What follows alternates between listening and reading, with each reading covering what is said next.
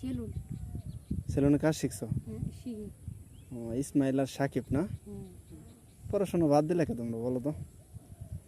আচ্ছা তুমি কিন্তু যেটা করতেছো এটা কিন্তু ভালো পেশা বুঝছো? যেটা এই যে ইয়ের কাজ করতেছো বুঝছো? হুম কাম করতে বেশি। কাম করে তো বেশি মনে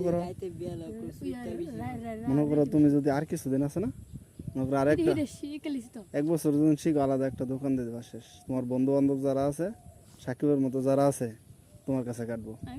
আমি যেটা বলছি আমি যারা হ্যাঁ যারা শিখেছি না ওইতে ই কাম পামু বিদেশ এটা ফাইলি দা আর সেলুন ফাইলি সেলুন। তোমার বয়স কত চলে? 14। তোমার সাকিব? 14। জন্ম নিবন্ধন বানাইছো? আমারটা বানাইছো। তোমার কয় ভাই বোন? আমার 2 বোন আমি। তোমার সাকিব? আমার 3 ভাই 3 ভাই? 2 বোন। তাহলে তো বিদেশ যাওয়াই।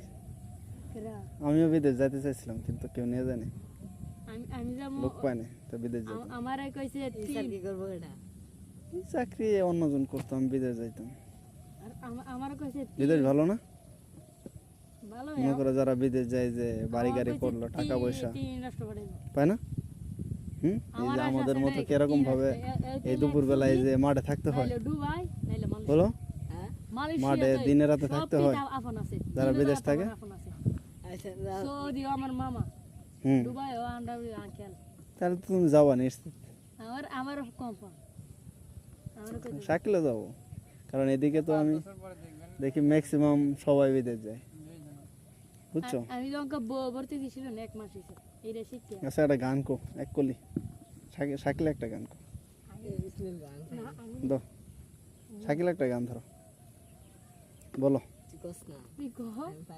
আরে বলে একটা গান বলো। তোমরা তো অনেক গান শুনো না মোবাইলে বক্সে বিভিন্ন জায়গায় মাইকে রাস্তাঘাটে শুনো না?